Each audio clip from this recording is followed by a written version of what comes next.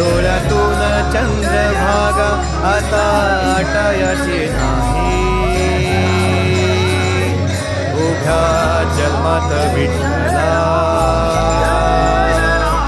वारी चुकायाची नाही.